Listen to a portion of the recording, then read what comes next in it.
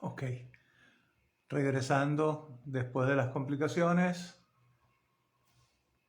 repito porque no va a quedar en el diferido, que vamos a trabajar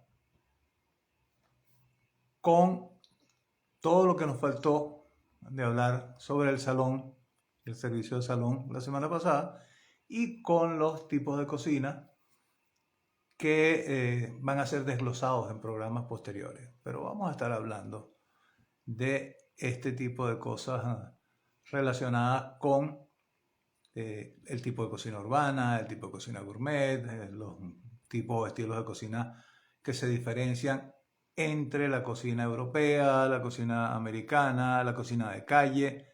Ya. Chef Reinaldo no pudo unirse, no entiendo qué está pasando, pero se nos está complicando. Transmitir en directo con Reinaldo. Vamos a ver si ahora sí nos lo permite y entramos ya en materia. Pues estas dificultades técnicas nos están complicando. Saludos, Javier.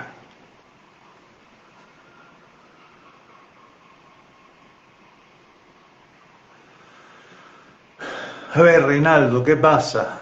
¿Qué pasa? ¿Qué pasa que no hemos podido conectarnos? El tema de hoy que es tan interesante, lo que se nos quedó pendiente desde la semana pasada, pues es importante que esta conexión se dé.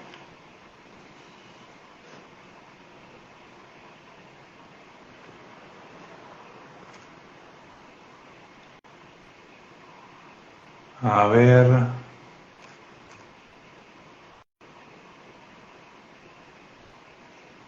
que no me deja.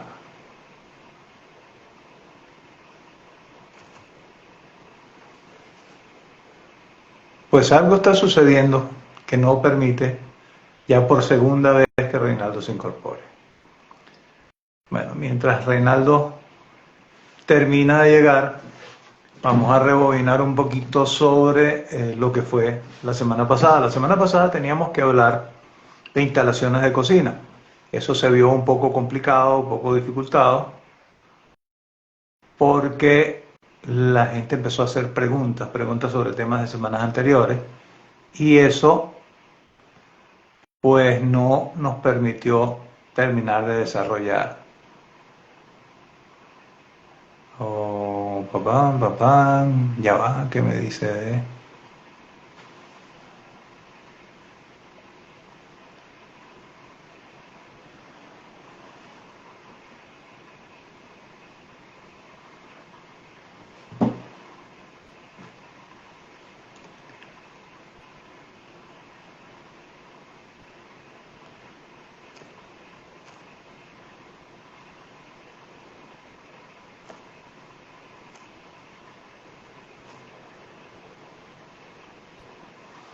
Vamos a ver, estamos buscando por aquí a Chef Reinaldo para cuadrar esa invitación.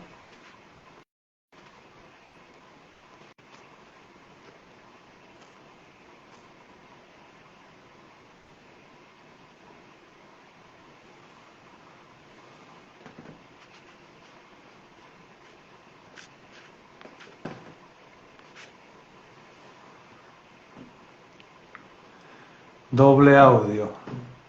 Sigo sin entender y nos tiene complicada la vida este problema de conexión. No me gustaría tener que cerrar otra vez y volver a entrar a ver la posibilidad de... bueno.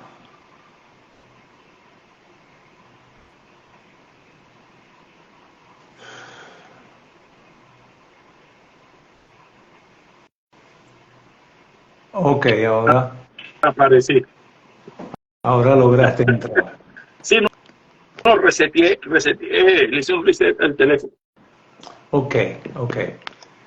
Bueno, creo que me oíste comentar Sí, que estábamos diciéndole a las dos personas que estaban que en medio de este trajín pues cerraron, me imagino que van a regresar en breve. Y lo que tenemos que decirle a toda la gente que ya hemos visto que nos está mirando siempre en diferido por las 3 vías, Correcto. y es que no pudimos concluir la semana pasada con lo del salón por las preguntas, por toda la cantidad de preguntas que se nos hicieron y que tuvimos pues que responder. Ya Ok. se unieron las personas que estaban pendientes por allí, ¿ves? Ya somos un poquito más. No sé, te dejo Ok. concluir la parte del salón y entramos en el tema de hoy, que es los tipos de cocina. Sí, bueno, íbamos a completar un poco lo que son los tipos de cocina desde el punto de vista físico, ¿ok? Y Ok, lo que era el salón, porque tampoco le entramos a la parte física de la cocina. ¿Por qué? Porque no concretamos, bueno, no concretamos todo, porque después hay que ir a los detalles, pero lo que es la parte de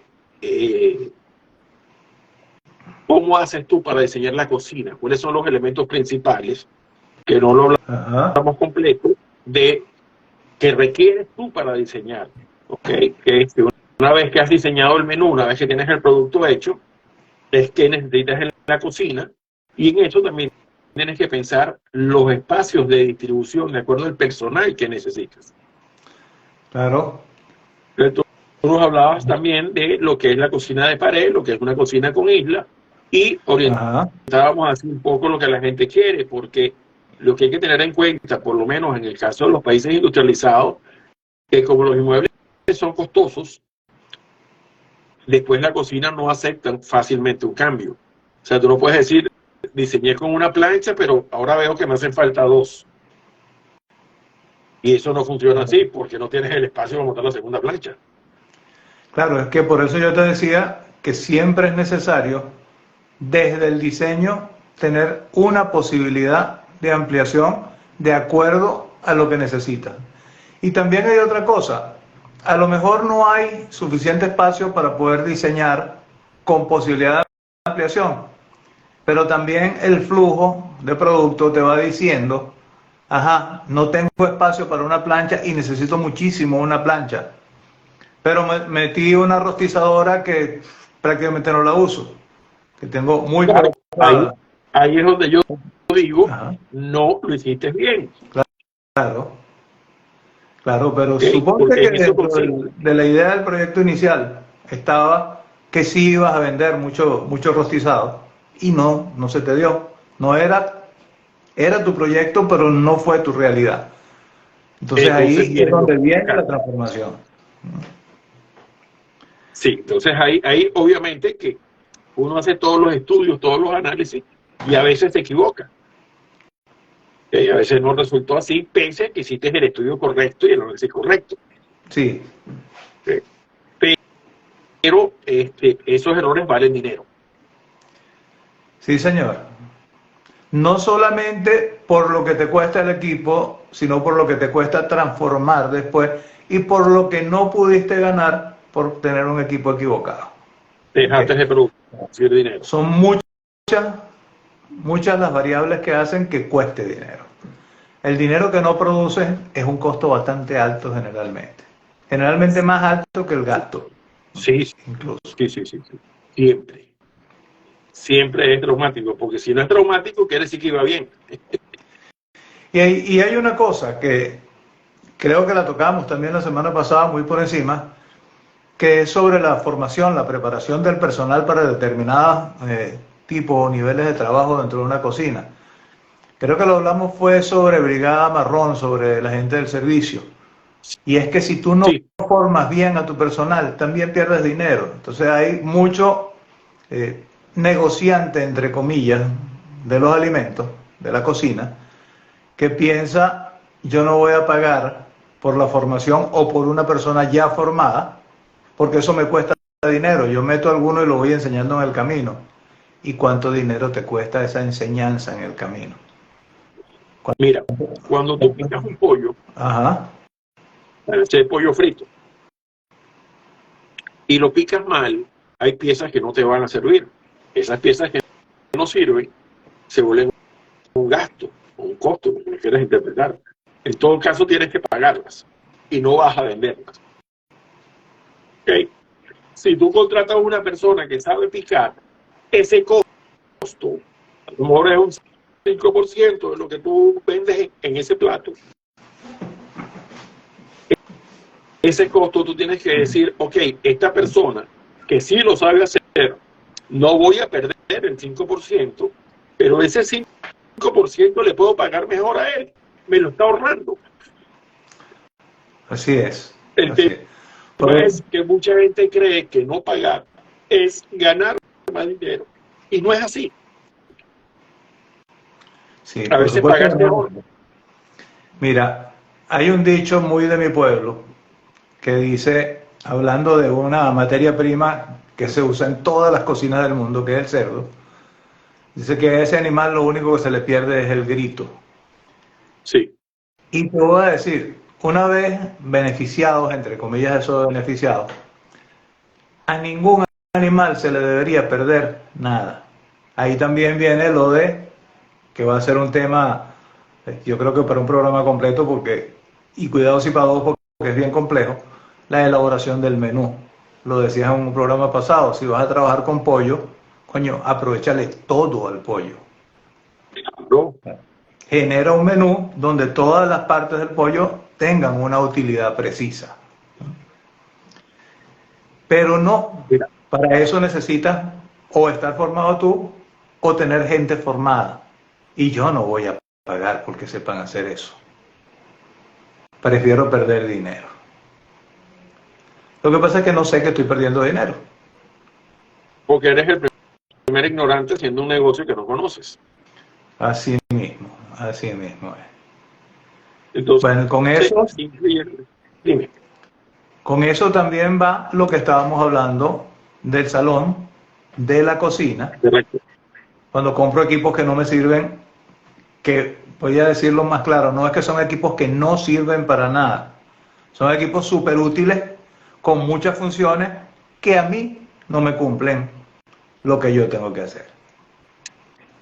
Entonces, la gente va a montar el negocio de cocina y se va para donde un proveedor de equipos y utensilios y empieza a mirar y, ay, me gusta esto, me llevo esto, ay, me gusta aquello, me llevo aquello. Pero ya va. Alguna vez una ¿Ah? vez me invitaron a una reunión, aquí en Miami, y me siento con varias personas en una mesa, y con el dueño, con el inversionista. Y cuando empezamos a hablar, yo le digo, bueno, sí, pero ya va, dime primero cuál es el producto, y de ahí partimos a sacar costos y a sacar diseño. Me dijo, no, el arquitecto ya diseñó la cocina. Y le dije, bueno, pero espérate, ¿diseñó una cocina de qué? Si tú no sabes todavía ni siquiera qué vas a vender. Por supuesto, el primero que brincó fue el arquitecto que estaba ahí. Yo diseñé la cocina tal, ajá, y le dije, ajá, pero esta cocina, ¿cómo la vas a diseñar? Si no han concretado ni qué van a vender, lo que quieren es montar un restaurante y punto. No hubo forma de que la gente entrara en razón. Yo me paré y me fui, y le dije, mire, yo no voy a perder tiempo. No voy a perder tiempo muy sencillo, porque hablar con ustedes de algo que ustedes no conocen, ni tienen la mente abierta para escuchar, el trabajo para mí tiene que ser un poco más allá que lo que es dinero, no es la factura nada más lo que tú buscas. Tú buscas la satisfacción de hacerlo bien. ¿Okay? Si no, no nos dedicáramos a la cocina, que es un trabajo que es de pasión. Y es que si no lo haces bien, no hay factura.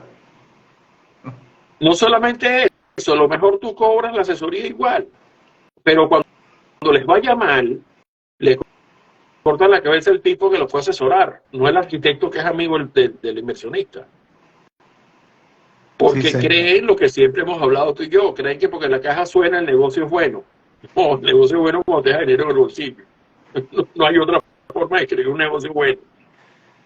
Mira, yo las veces que he hecho asesoría, siempre he exigido reunirme con el arquitecto, revisar y si es necesario reformar los proyectos. Claro. Y siempre lo he dicho, los dos pasos iniciales, que no te puedo decir este es el primero y este es el segundo, pero son los dos iniciales, es público objetivo y menú. Claro, hay que hacer la columna. Si yo quiero hacer primero el menú, yo puedo establecer primero un menú, pero entonces tengo que dedicarme a buscar el público objetivo y eso significa buscarlo donde esté. Claro. Tengo que salir a encontrar un local que esté en un sitio donde se mueva la gente que come lo que yo quiero producir. Ah, no, ya yo tengo un local. Entonces, antes de hacer el menú, tengo que ver cuál es el público objetivo de ese local y establecer el menú. Y a partir de ahí es que viene todo lo demás. No puedes hacer nada antes de hacer eso. Es que si no hay producto y que te lo consuma, no hay negocio. O sea, no lo puedes hacer. Sí. Entonces, Salvo que vayas, bueno, salvo que vayas, no, ni siquiera que vayas a hacer comida pick-up. Porque si vas a hacer comida pick-up, si estás muy lejos de la gente que come lo que tú produces, la gente no lo va a ir a buscar. Así de simple. Pues estás en una zona de oficinas, y ya tú sabes que no factura los fines de semana. Sí, señor. Es un trabajo Entonces, agradable para nosotros, los cocineros, porque tenemos los fines de semana prácticamente libres, pero por el ejecutivo. eso no produce.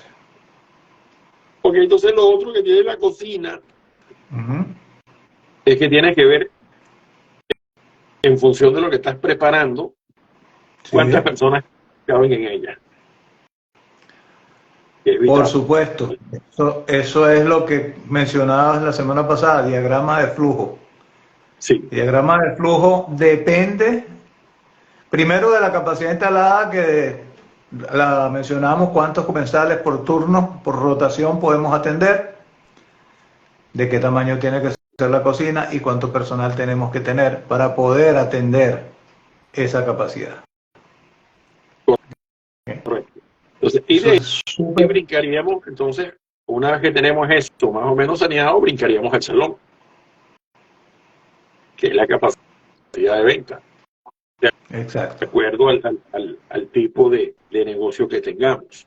¿Okay? Estamos hablando fundamentalmente de lo que es un restaurante clásico, por decirlo de alguna manera. Sí. Lo que produces, lo vendes en las mesas. Eso es una cosa. Si es para hacer pick-up, si es para que la gente lo recoja o para enviarlo, el salón no es necesario. Claro, eso va saliendo según pedido. Pero si tienes los dos, necesitas el área de mesas y el área donde la gente retira la comida. Que es lo que ¿Qué es lo más se usa hoy en día. Es lo que, eso te iba a decir, que es lo que más se está usando. La gente te vende para comer allí. Y anoche estaba, hoy ando de anaranjado, te diste cuenta, que no es una filipina habitual, pero que hoy me tocó hacer cocina asiática. Y a mí, cuando la cocina es asiática, me gustan esos colores que usan los asiáticos. Y anoche se me dio por hacer comida asiática porque tuve pedidos, hablando de pick-up, tuve pedidos de asiática. Y anoche me tocó a mí ir a cenar asiática. Una de mis hijas me invitó a eso.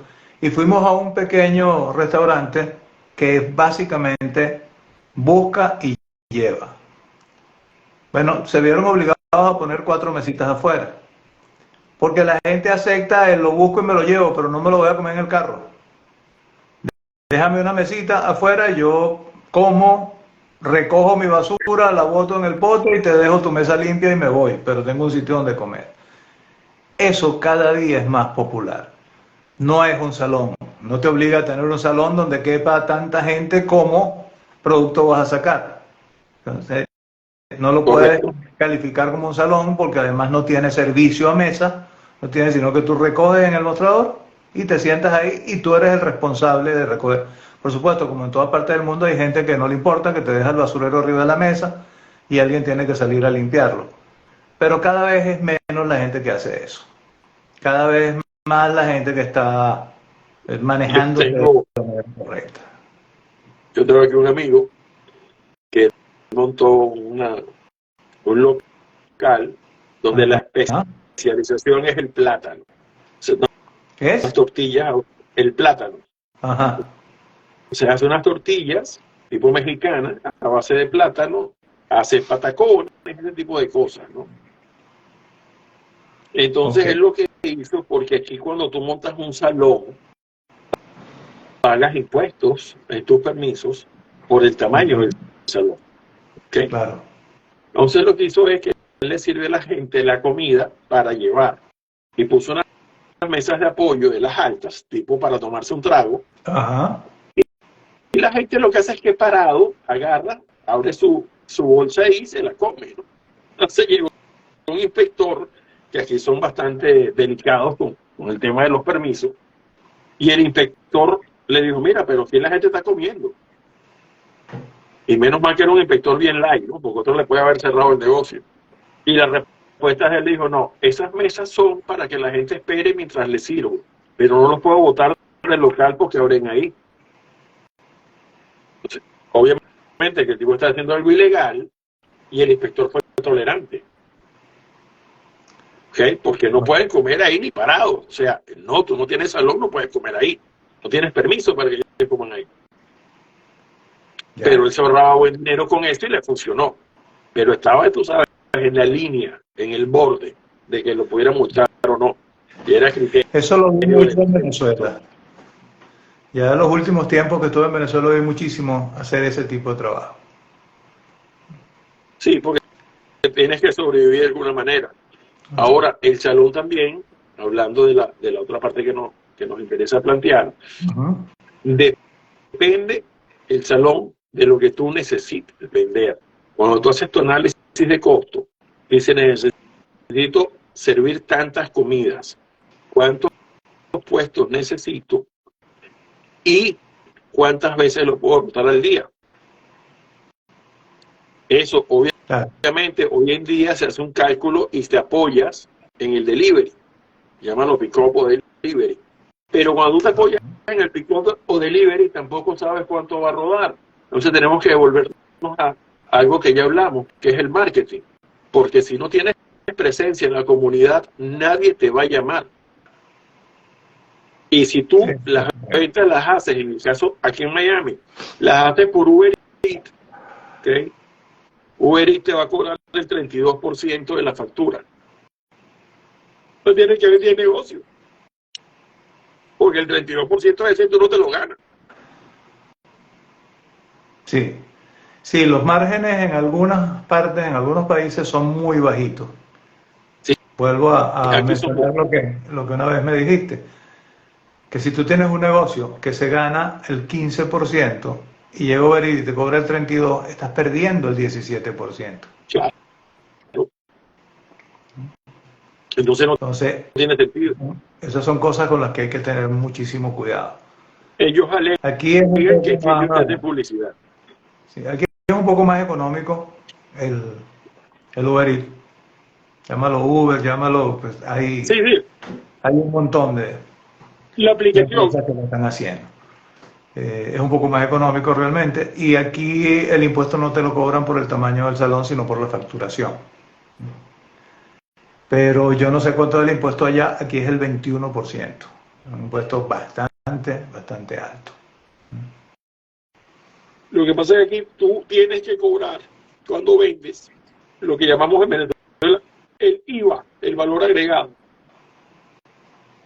Es un Sí, aquí también. 7%. Es un 7%.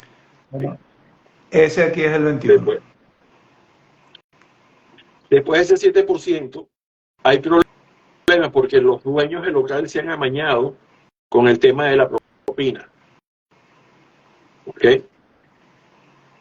Hay una cosa que llaman gratuity, que es como gratitud. Entonces te quieren cobrar entre el 18 y el 25%. ¿Ok? Se supone que es el agradecimiento que tú le das al local porque te atendió. Y te presionan para que dejes la propina. Pero aparte, el local tiene que pagar su permiso de acuerdo al tamaño. Ya, sí. Entonces aquí los servicios son muy caros, ¿ok? Y lo que es el tip o la propina, en cualquiera de sus formas, yo he visto que hay muchos managers y muchos dueños de local que le quitan parte de eso a la brigada de trabajo en el salón. Sí, aquí en España también hay algunos. Porque ellos lo que hacen es con el sistema de puntos, ¿ok? Entonces dicen, a la cocina le vamos a dar tantos puntos, al otro, al ayudante de la cocina tantos puntos, y reparten todo, y esos puntos los sacan de la propina. Dicen, bueno, hay tantos puntos a repartir, a cada quien le tocó esto por los puntos que tenía, pero la casa se queda con el dinero, con parte del dinero. Yo he visto gente que tiene que dejar la mitad de la propina, le queda a los dueños, la mitad. Entonces te dicen, sí, el mesonero gana mucho dinero, gana $1,000 semanal, o sea, gana 2,000, pero 1,000 se lo quitamos. Sí, pero ese señor trabaja doble turno, trabaja 80 horas a la semana. Entonces, cuando sacas la cuenta, no está ganando mucho, lo que está trabajando demasiado, pero no tienen Claro. vida. Así de Sí, bueno, sencillo. Entonces, los trabajadores de hostelería, yo creo que en ninguna parte del mundo tienen vida. Donde más o menos tenían vida era allá en Venezuela, que trabajaban sus horarios normales, y donde sí habían brigadas de cocina como tal. O sea, el cocinero era el cocinero, el chef era el chef, y los stewards eran los stewards. sí, Aquí en tenía Europa, su pueblo. sí, aquí en Europa, y yo creo que en buena parte de los Estados Unidos, pues te olvidas. El cocinero lava platos, limpia pisos, recoge basura, igualito. O sea, aquí no hay una gran separación. Puedes tener a lo sumo un ayudante de cocina que para que te pique toda la cosa y te ayude a limpiar o a lavar platos, pero una brigada de cocina como teníamos nosotros en Venezuela, eso por aquí, por lo menos No por la aquí hay. en España no existe, salvo en los restaurantes grandes, en las cadenas hoteleras, en ese tipo de cosas, donde el volumen de venta, pues, te obliga a tener brigada como tal. Pero de Sí, resto, aquí fundamentalmente se le llaman corporaciones. Las corporaciones ajá, son estas grandes instituciones pues, que manejan, bien sean hoteles o bien sean en las cadenas de restaurantes. Entonces ellos organizan sus brigadas, más o menos como las conocimos nosotros tiempo atrás, que ajá, es un tanto más definida de lo normal, pero el restaurante estándar, que es el que hace la gente de clase media, la gente trabajadora, que se aventura buscando un sueño o un mejor ingreso, son estos restaurantes que te mezclan entre lo artesanal y la supervivencia. ajá, Tienen forzosamente que usar utilities, pero los utilities en la cocina tienes que pagarlos.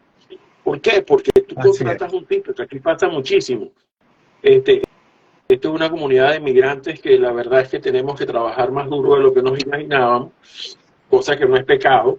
El problema es cuando tú no ganas en función de tu esfuerzo y en función de tus conocimientos.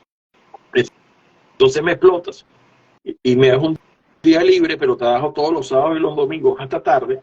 Cuando vienes a ver, tu familia está lesionada, todo el mundo está lesionado, no quieren rotar personal.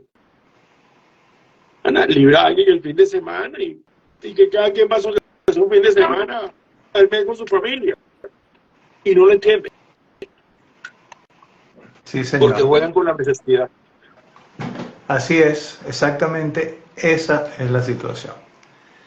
Entonces, mira, para ir encadenando con el tema de hoy, Uh-huh. en buena medida se han desarrollado tipos de cocina, digamos que emergentes, gracias a esa situación. Claro. Eh, Me mencionabas uno cuando hablábamos temprano antes del en vivo, que ha evolucionado en el mundo entero, que es la cocina de calle. Sí.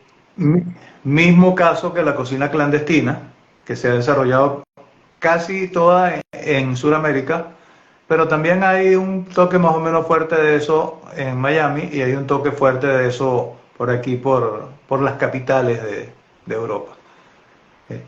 ¿En qué consisten esas dos cocinas? La de calle yo creo que, aunque es muy variada, podríamos sacarle un montón de definiciones o de estilos a esa cocina de calle, pues se rige por el nombre tal cual, cocina de calle. Pasa por, los venezolanos que nos estén oyendo lo van a entender perfectamente, y los que no se lo explicamos, pasa por los asquerositos de la Plaza Venezuela, es decir, un carrito que vende perro caliente, hot dog, perritos, como lo quieras llamar, y que tiene la agüita en un tobo y el famoso pañito amarillo con el que limpia todo, se seca el sudor y limpia el cuchillo, ¿no? Más o menos eso. Y nos pagan la misma agua. Y la misma agua durante todo el día, exacto. Desde eso hasta un food truck muy moderno, con todos sus servicios sanitarios, con todo, pero en la calle. ¿Okay? No hay salón de venta. Los más atrevidos se roban un pedazo de espacio al lado de una plaza y ponen unas sillas y unas mesas ahí en la calle y tal, y se ahorran un gentío. Se ahorran mesoneros, se ahorran limpiadores, se ahorran un montón de dinero. Mucho dinero. Se ahorran muchísimo dinero. En algunos países como el nuestro, esa cocina es muy duramente pechada porque saben que es productiva y porque no les interesa a algunas economías tener esa cocina, entonces la pechan muy duro. Aquí en España es durísima la forma en que la pechan, solamente se les permiten ferias y este tipo de cosas. Sí, pero que también hay una razón de eso. Yo en una oportunidad en el pueblo de Latillo traté de montar una feria culinaria. Y me di cuenta también que había algo que era cierto. Yo, si montaba las ferias culinarias con gente de comida de calle, estaba perjudicando a los restaurantes locales, porque ellos sí pagan el impuesto. Entonces es un tema de protección también a la economía formal. ¿Por qué? Sí. Porque la economía formal, los restauranteros, estamos refiriéndonos en este caso, pagan impuestos y generan empleo. Entonces tú puedes vender lo mismo que vende un restaurante, a lo mejor en un día, pero no generas empleo, generas un mínimo de empleo, generas un mínimo de consumo de servicios y se mueve efectivo, no lo declaras en el impuesto. Entonces también para la sociedad hay una competencia desleal. A su vez, tienes que permitirla porque hay gente que no puede pagar un restaurante y necesitan comer. Entonces es un equilibrio, es una cosa socialmente, a mi entender, muy interesante. ¿Okay? Porque es un equilibrio social entre lo legal y lo ilegal, lo formal y lo no formal.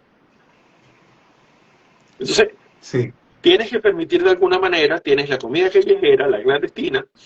Aquí en Estados Unidos está el catering, que es un servicio muy interesante porque no necesitas ni siquiera cocina. Tú puedes elaborar en tu casa y cocinar donde te contratan.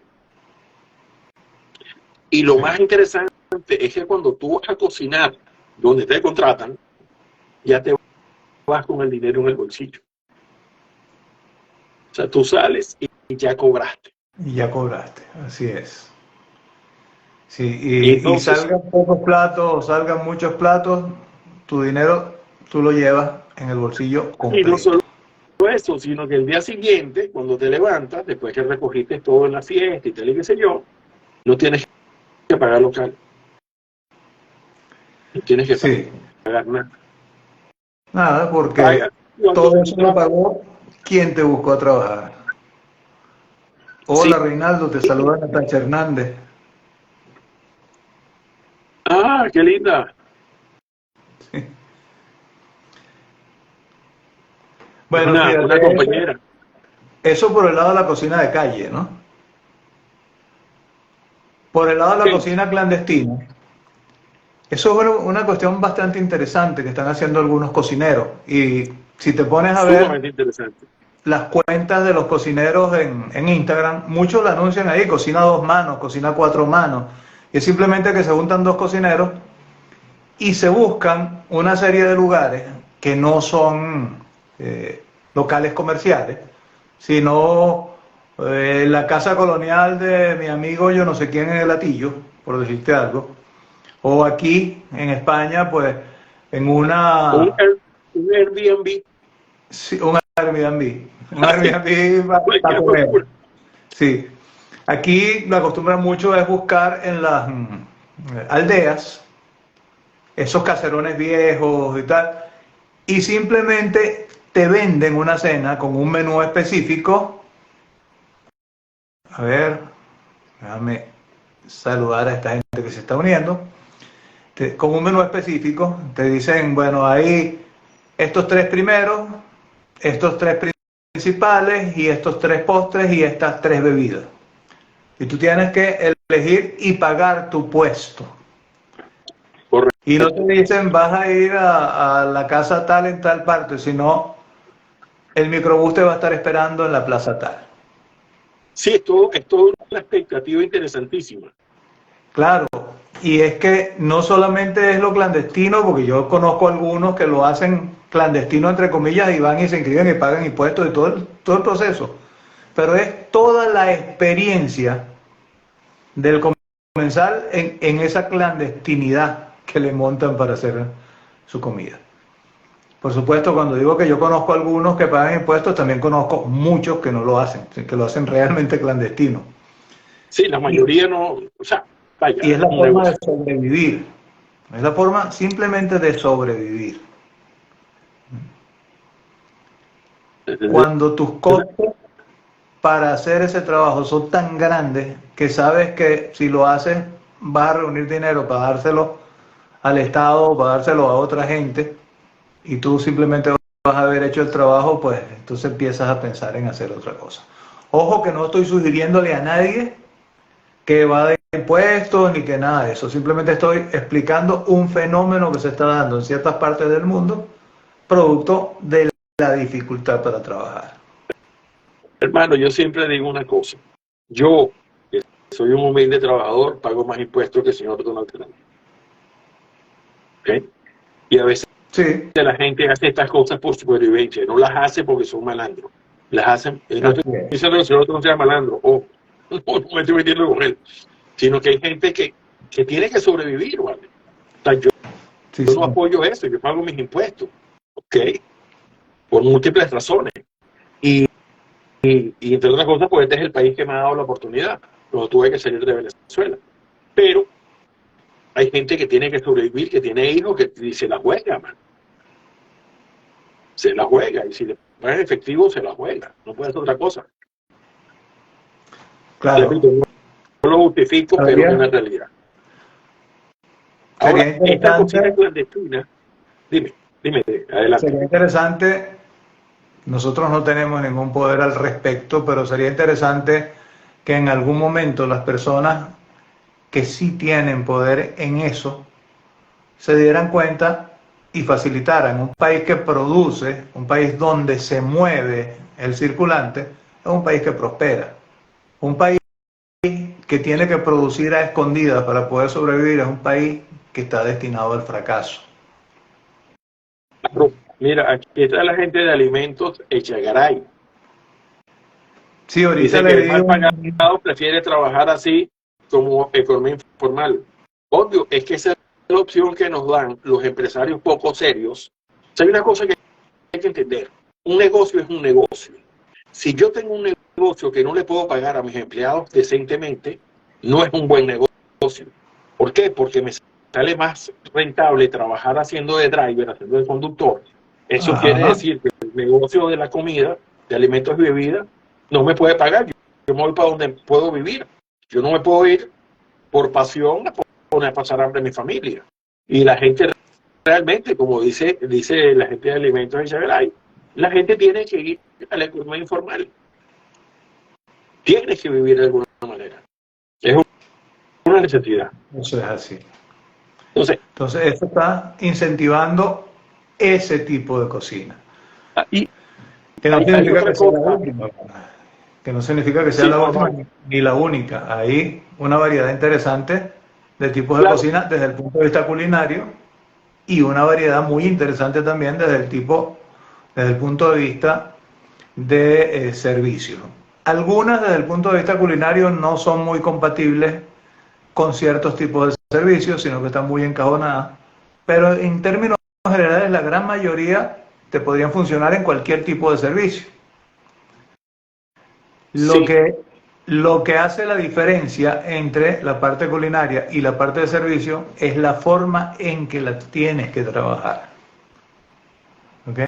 claro, el procedimiento cambia. El procedimiento cambia totalmente.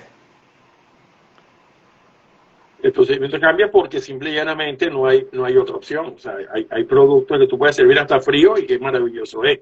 ¿Ok? Hay productos que no. Tienes que hacerlo en el Exacto. momento.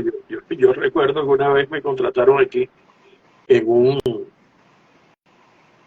era un galpón, un hangar.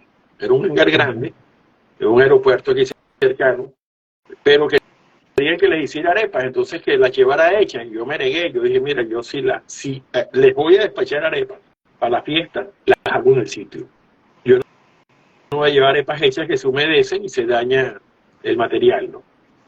¿Te acuerdas aquella Entonces, cosa extraña que nos comíamos a veces en las playas, envuelta en un papelito de aluminio, que cuando claro, tú te lo ibas a comer no sabías si era un bollo, no sabías si era un pedazo de masa, pero una arepa no era. correcto. Entonces yo soy enemigo de eso. Entonces me daba risa porque yo tengo una paellera de las más grandes, con 4 asas que me da como 110 raciones, y yo me presenté con mi paellera. Y me dice, mire señor, pero usted no lo contrató para hacer paella, es para hacer arepas. Y le digo, sí, no hay problema, yo voy a hacer las arepas aquí. Porque la gente no visualizaba que tú usaras aquello como un sartén para hacer las arepas. Un Pero comal, me dirían los cabían muchas mexicanos. arepas. Y aquello fue bien divertido. Pero entonces, fíjate, hay por ejemplo un servicio que es interesantísimo, el retainer. Retainer es retenedor. ¿Okay? Sí, sí. Estos son personas que se dedican a vender comida, pero no se la venden a alguien en específico. Ellos la venden bajo su propia marca y se la compran a la gente que tiene su cocina. ¿Okay? Entonces, ellos me pueden llamar a mí, a ti, a quien quiera, y le dicen, mira, yo necesito tantas comidas. Por poner un ejemplo tangible, bueno, tangible, por poner un ejemplo, los gimnasios. Hay gente que le vende comida a la gente que está entrenando, que es un menú más o menos reducido, bien estándar, de acuerdo al proceso que estén haciendo los deportistas.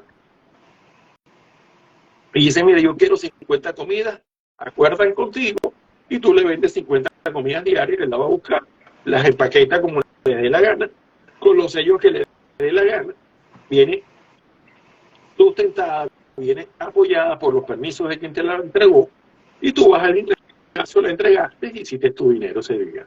Y no tienen nada que ver con cocina, solo con lo que es el diseño del Es producto. un intermediario. Sí, sí, lo único es que no podemos decir que son vendedores de un restaurante, o sea, no son vendedores de un restaurante, porque ellos no van con la marca del restaurante, van con su propia marca. ¿Okay? Claro. Y eso se da en Mira, muchas cosas. Pues, yo, vendedores de repuestos de carro. yo aquí no los he visto, ¿no? Pero puede ser un negocio interesante. Puede ser un negocio interesante en ciudades grandes, en centros laborales, digamos. O sea, no me refiero Sí, a porque empresas como tal, sino en centros urbanos donde lo que hay es cantidades de oficinas, cantidades de tiendas, de este tipo de cosas. Puede ser un negocio interesante. sí es interesante. Fíjate, por ejemplo, yo aquí nunca he estado, nunca he tenido un local. ¿Okay?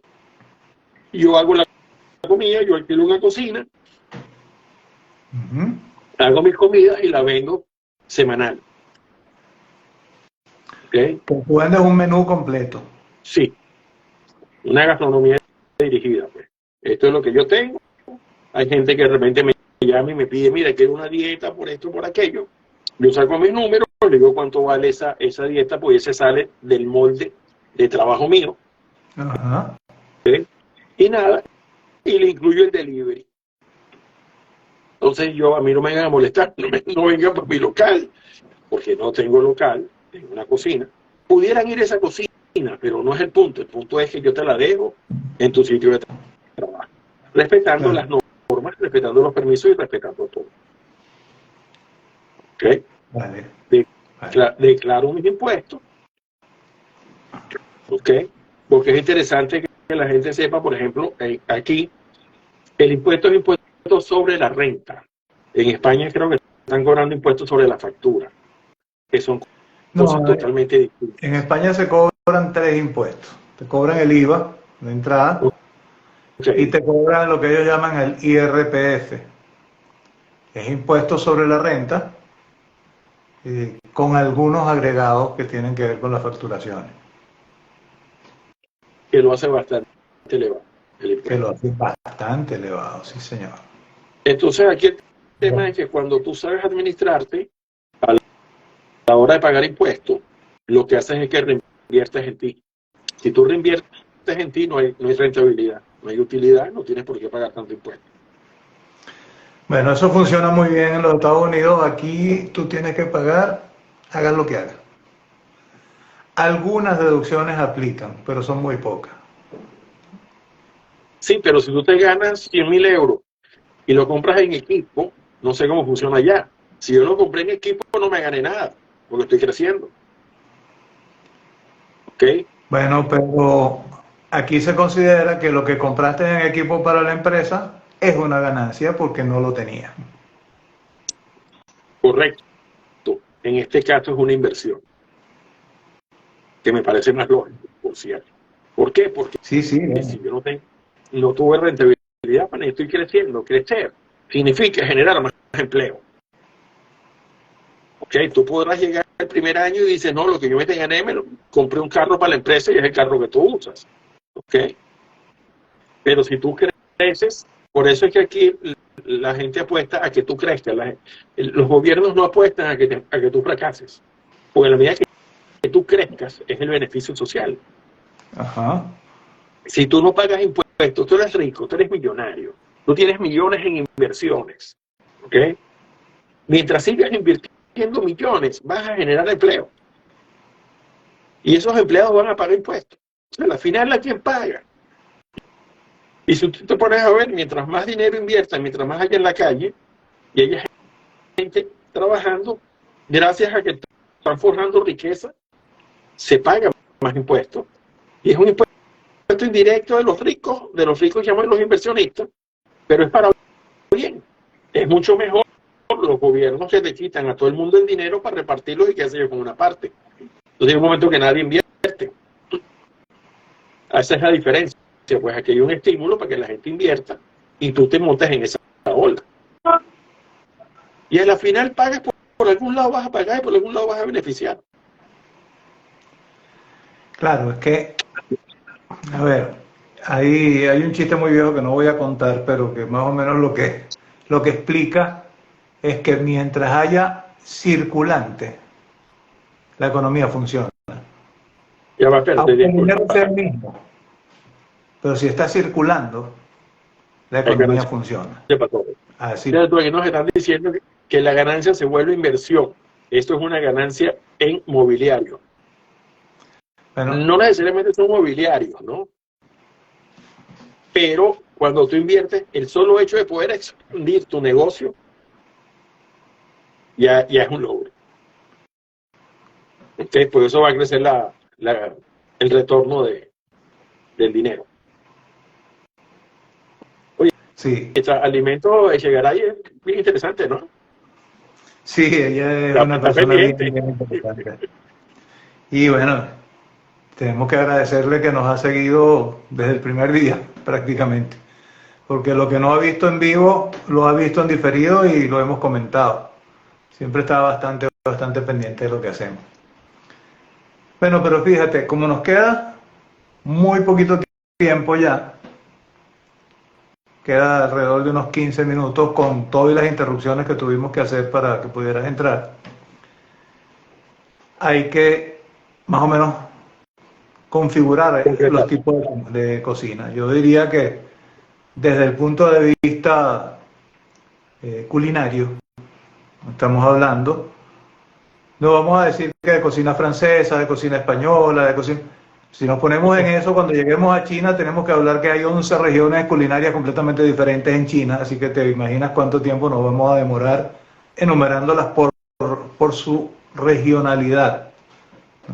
Pero sí podemos decir, como dijimos que hay cocina de calle, como dijimos que hay cocina clandestina, que son tipos de cocina de salida, tipos de cocina que podríamos llamar salvavidas, pues tenemos que decir que hay cocina de autor, por ejemplo, que es una cocina sin muchas reglas, sin muchas medidas, y que se generó a partir de la experimentación. La cocina de autor la genera conjuntamente con la cocina molecular, la generan en los años 50 un químico y un físico, que lo que estaban era estudiando la conformación de diferentes formas de los alimentos y algo que los hiciera más nutritivo y más apetecible, y generó esa cocina de autor y su hija inmediata, que fue la cocina molecular.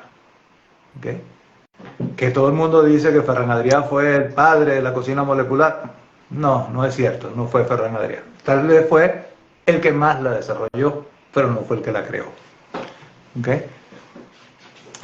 Podríamos decir desde el punto de vista culinario también que existe, oye, se me fue el nombre de la cocina de mezclas, de la cocina que hace el Tex-Mex, o de lo que se hizo con la cocina asiática, japonesa y china en Perú, lo que se hizo con la cocina cajú, exacto. En este momento se me fue el nombre, es un tipo de cocina que a mí me gusta mucho, pero en lo que lo suelte va a regresar y te lo voy a decir. Pero eso es una cocina bastante difundida y que le dio, por ejemplo, al Perú el poder ser patrimonio gastronómico de la humanidad.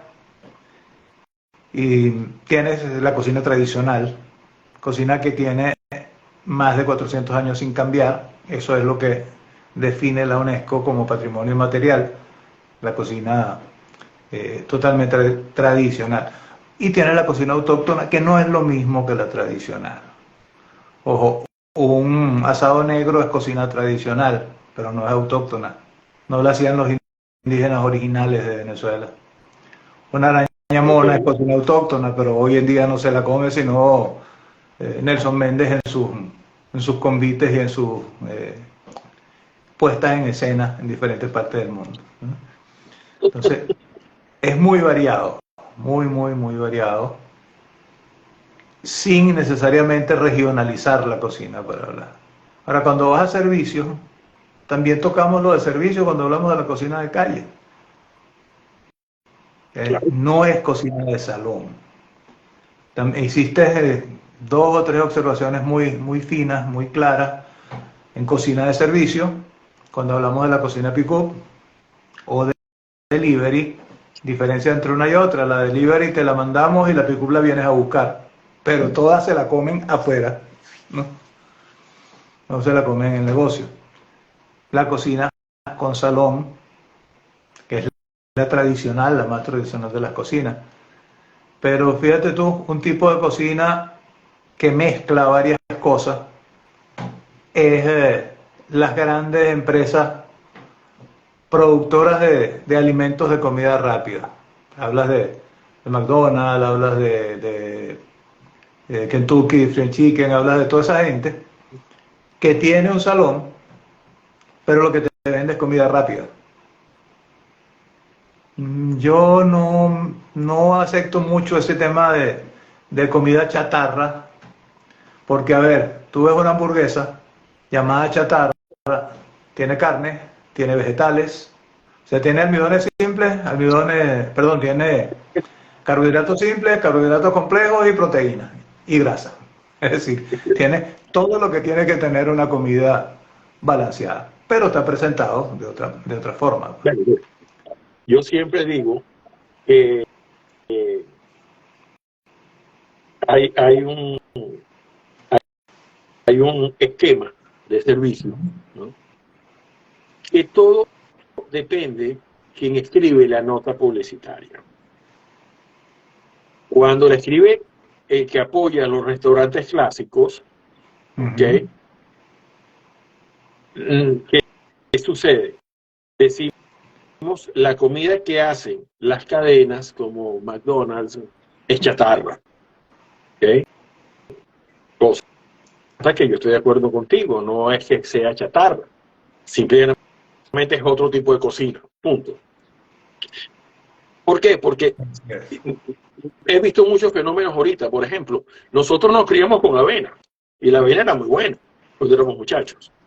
Ahora, ¿qué sucede? Ahora la avena es lo peor del mundo. No debemos comer avena porque tiene fibra. Ahora es pecado comer fibra, de acuerdo a una tendencia nutricional de todos los tiempos.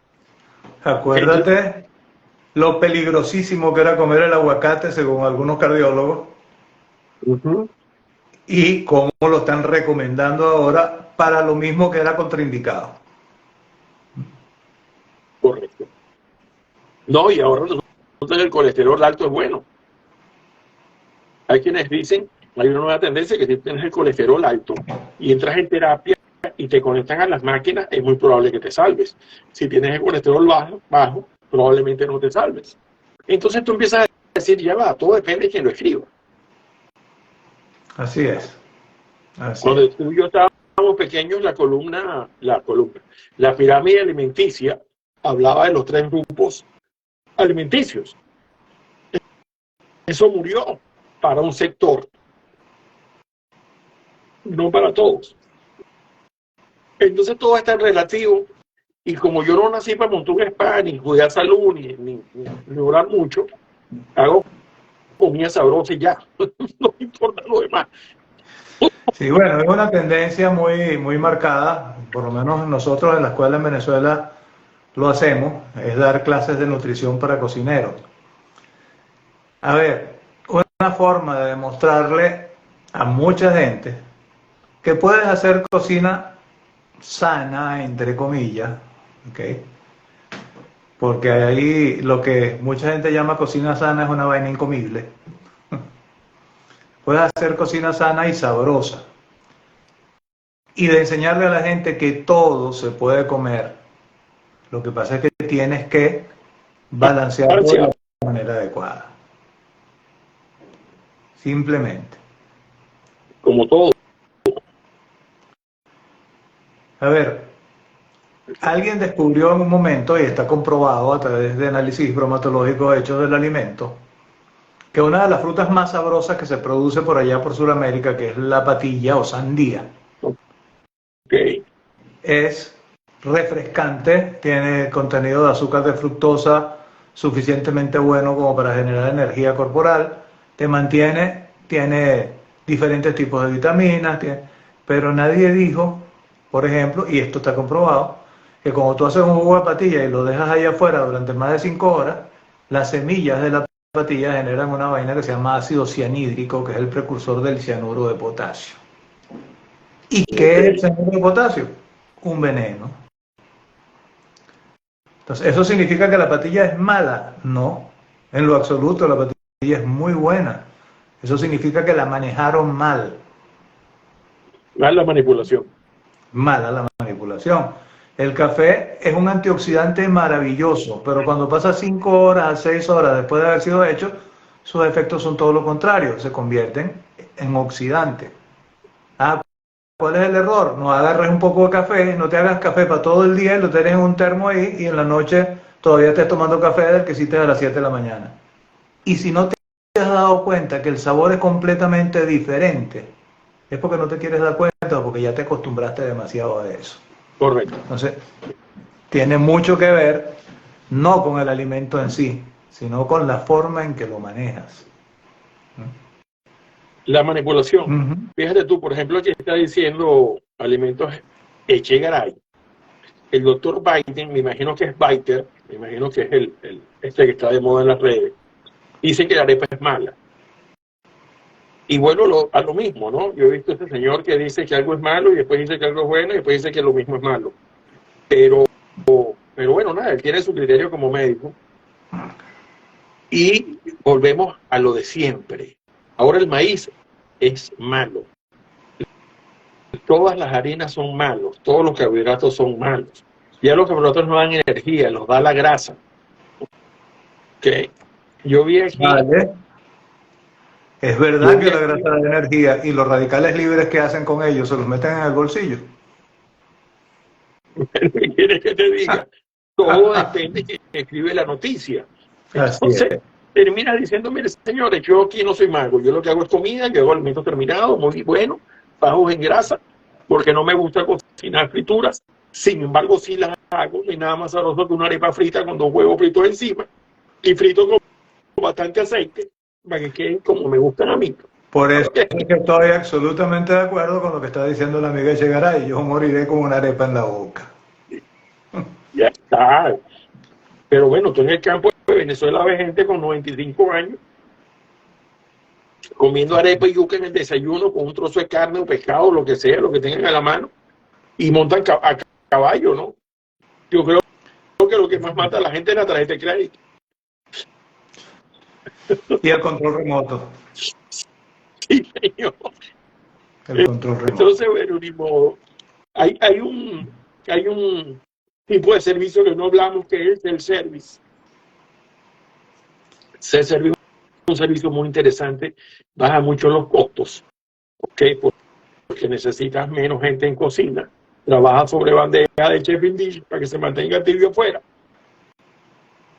Y la gente se sirve la cantidad de comida que quiera.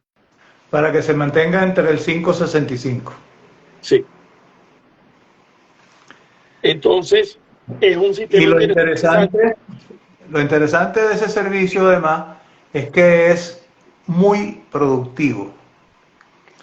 Porque uno llega como un mismo tonto y se sirve 4 cucharadas de arroz, 3 cucharadas de ensalada y un pedacito de carne. Y te cobran el peso del arroz y el peso de la ensalada al mismo precio que el peso de la carne. No, es que todo te lo cobran a peso de lo más caro. Así es. Es como uno maneja costos. Uno saca lo más caro y es como si nada más vendiera lo más caro. Ya lo demás le gana mucho. Entonces, claro, si tú manejas eso de una manera inteligente, es decir, si cada bandeja tiene su termómetro, si cuando tú ves que la temperatura se está acercando 4 o 5 grados a la temperatura de riesgo y levantas... Disculpa.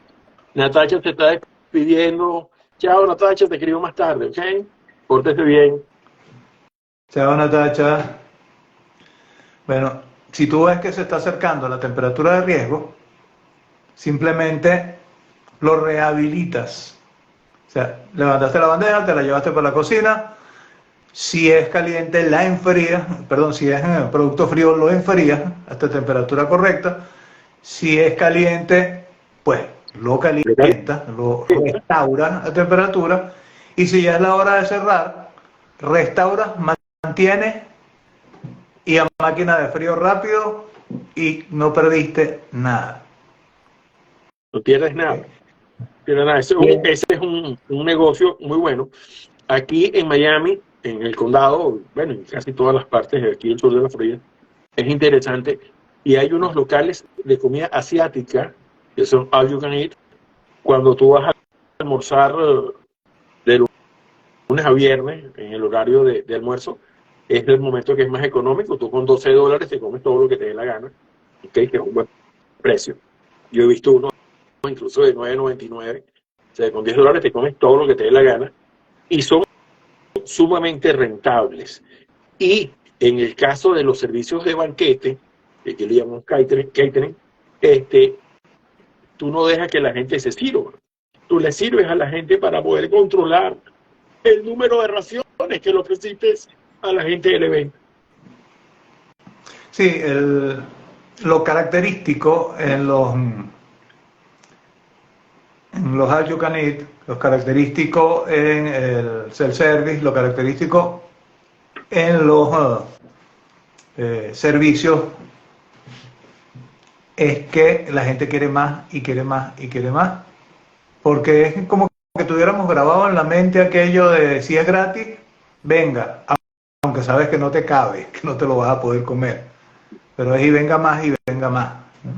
Entonces, Sí, pero fíjate, es cuando tú necesario, lo sirves, ajá, ahí iba, es necesario quien lo controle. Por eso los sobre buffets todo, sobre no te todo cuando es sirves fiesta, tú. claro, sobre todo cuando es un banquete, porque lo otro es, tú te vas por lo menos aquí a los chinos, a comer muy económico, pero eso Ujú. sería lo que te sirves la pasta, te sirves el arroz, te sirves los contornos, y eso no vale nada, así de sencillo. Así es. Así, sí, así es. Sí, pues te lo está diciendo Echegaray justamente. Lo ¿Mm? tiene, lo está escribiendo ahorita. Es verdad, es verdad. Eh, para la economía de un negocio de esos donde te vas a servir tú mismo, lo más peligroso es un cocinero que vaya a comer. Ujú. Que yo voy a un sitio de esos, hermano, y me sirvo la proteína. ¿Okay? Lo demás me lo como en mi casa.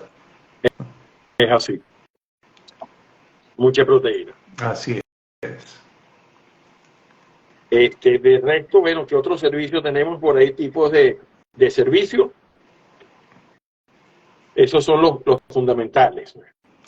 Sí, el servicio clásico de salón, eh, el servicio delivery o pick-up, el self-service, el all you can eat.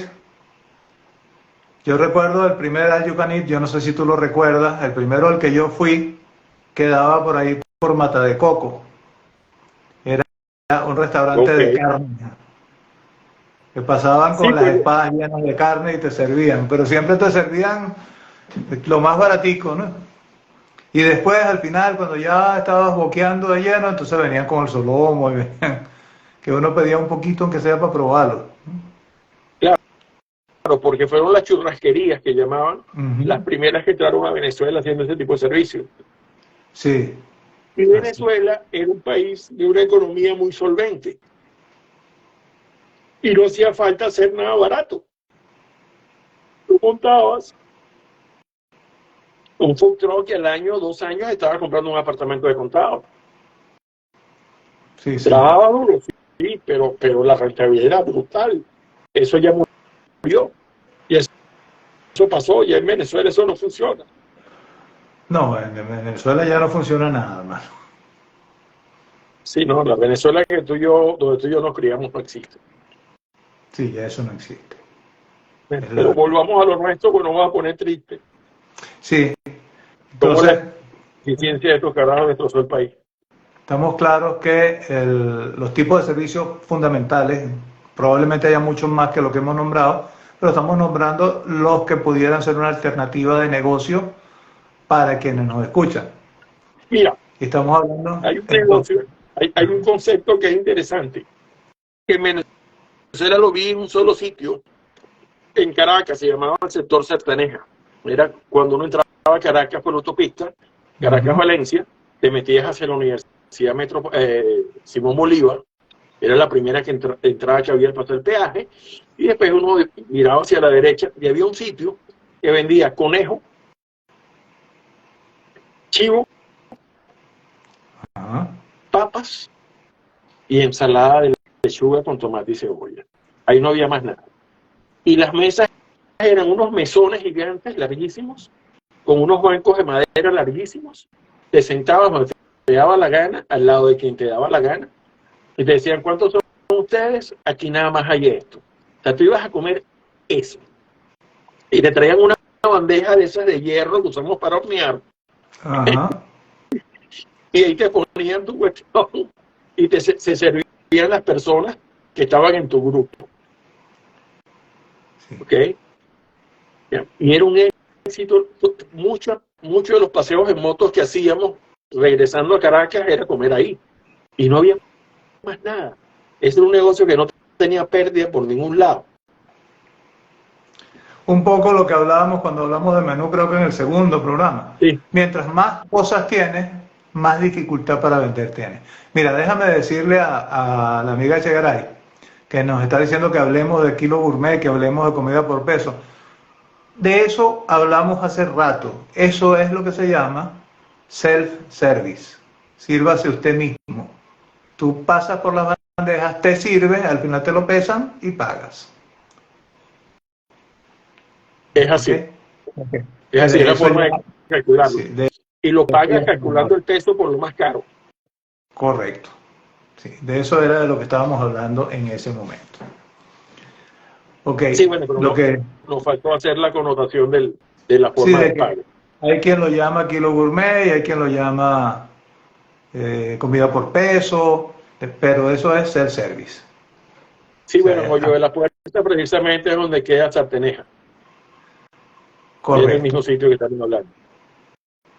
correcto. Sí, Mira, ¿y dónde mira, se encuentra Alimentos Echegaray? eso ¿En está por allá Venezuela? por Puerto Ordaz. Ok. Sí, ella Lo está que me por voy a allá, meter ahora. por el sur de Venezuela. Por lo menos Ok. por ahora. Entonces es eso, un tipo de servicio único que además te garantiza que lo que produces sale.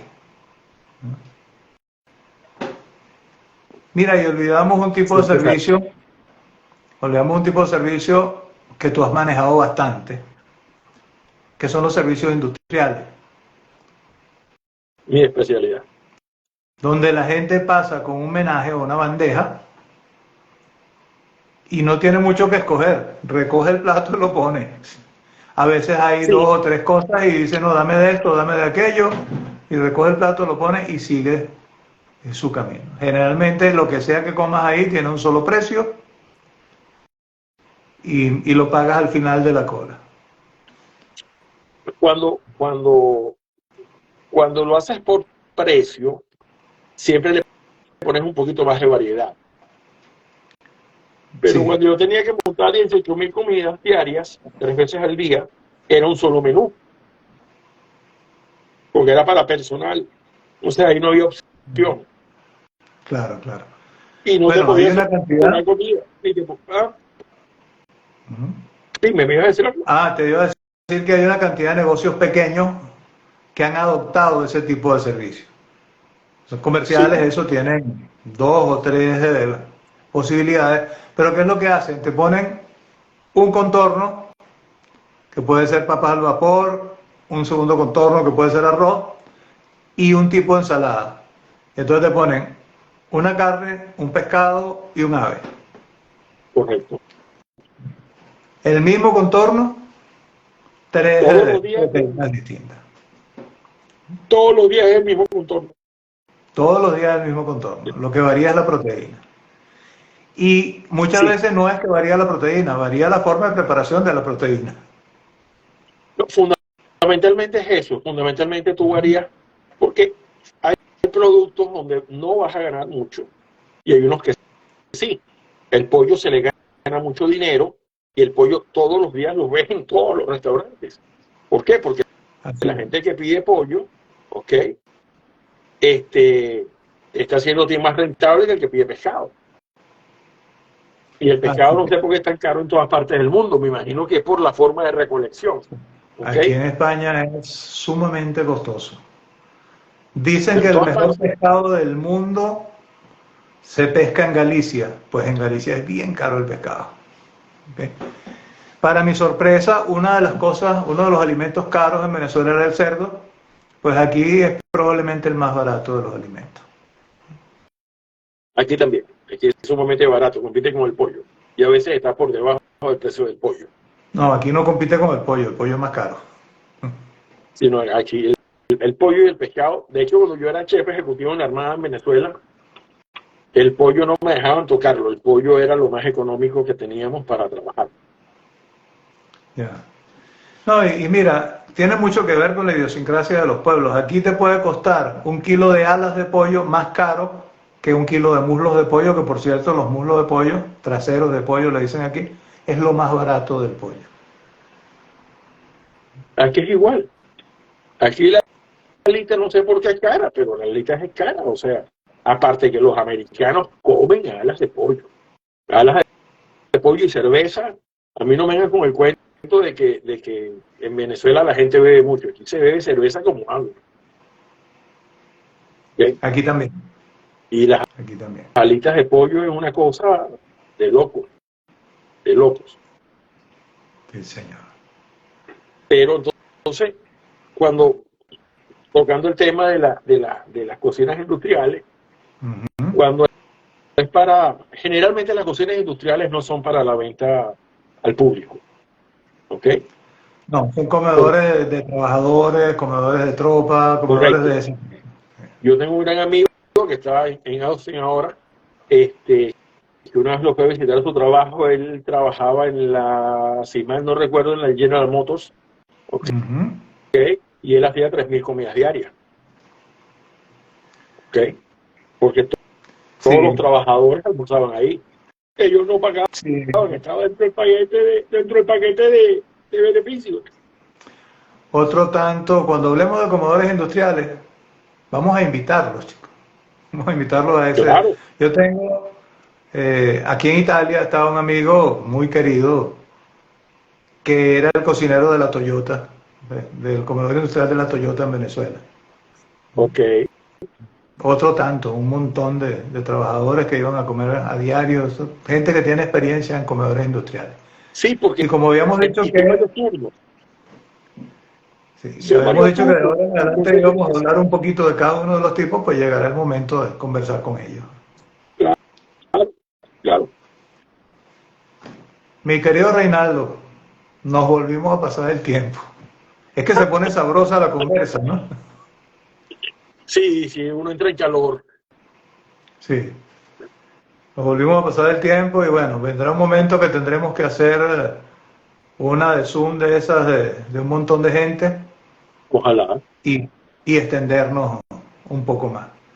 Sí, hasta ahora los números indican que tanto esta hora, que es la que tú puedes, como esta hora, que es la que yo puedo, que son 2 horas diferentes, aunque estemos al mismo tiempo, no son las más visibles, pero que la gente sí nos está viendo. Hay buenos números en Instagram, buenos números en Facebook, buenos números en YouTube, y eso dice que la gente sí está viendo lo que estamos haciendo. Por eso, pues, mi Sí, gente, sí, sí. muchísimas gracias. Yo me despido hasta Ya, el antes de que te próximo domingo despidas, y los antes, dejo con... antes de que te despidas, Ajá, aquí nos están diciendo, comedor industrial, el menú es por día.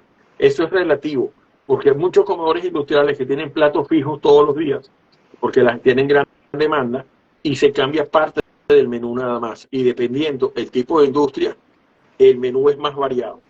¿Ok? sí. Alejandrito, estás en Madrid y no nos hemos podido ni siquiera mirar. Ese es un alumno querido, el que nos hacía reír hasta lo que te imaginas en clase, es un excelente cocinero que ya se vino. Mira, hay una cantidad enorme de mis alumnos que se están viniendo para España. Pero Alejandro ya tiene como un año aquí y no hemos podido ni siquiera hablarnos por teléfono. Aquí estás en mi Instagram, envíame un mensaje por el Instagram con tu número en España y te llamo y conversamos. Bueno, recuerda que tienes a tu primo también en las afueras de Madrid, a mi hermano Gustavo. No me has enviado el número de Gustavo. Te lo mando ahorita. Gustavo sí nos ha visto varias veces por Facebook. Lo he visto anotado ahí dándole me gusta y eso. O sea que Ok. hay algo Claro, de yo te conexión. paso yo te paso el teléfono ahora. Bueno, mi gente, Dios me los cuide, me Que, los bendiga. Me despido yo y dejo a Reinaldo para que se despida él. Y nos vemos el bueno, nada, próximo como domingo. siempre, ¿Con qué espero que les tema? seamos útiles. Espero que les seamos útiles y seguiremos aquí tratando de ayudarlo en todo lo que queramos, en todo lo que podamos, perdón. Y querramos, bueno, queremos ayudarle en todo lo que sea. Y lo otro, necesito es una ayuda tuya porque no sé cómo guardar esto, si es posible guardarlo aquí. Ya lo voy a guardar. Después de guardarlo te llamo para comentarte lo que fue mi día de ayer metido en Instagram por lo que habíamos hablado Ok. y lo cuadramos. Bueno, Bueno, y yo entonces lo que me dedico hoy es a mi domingo familiar. Lo voy a cocinar en casa para la familia. No voy para la playa este fin de semana. Vamos a hacer pasticho. Aquí, ajá, share por TikTok. Pero en TikTok se puede hacer estos programas largos. Por TikTok puedes hacer programas que duran todo el día. El problema es que no puedes guardar sino 10 minutos. Ah, Puedes estar emitiendo el día entero, pero lo que guardas son 10 minutos. bueno, entonces no queda más que, bueno, seguimos a la orden. Ok, seguimos a la orden. Seguimos ahondando en tipos de cocina. Tocamos un poquito más de entrada a la cocina industrial. Oye, y nos vamos la semana que viene, Ajá. elaboración del menú. Entramos a fondo en la elaboración del menú. Vale, vale. Ok, entonces el fin de semana próximo vamos con elaboración del menú. Nos vemos, mi gente. Dios me los cuide y me los bendiga. Igual, pórtense bien.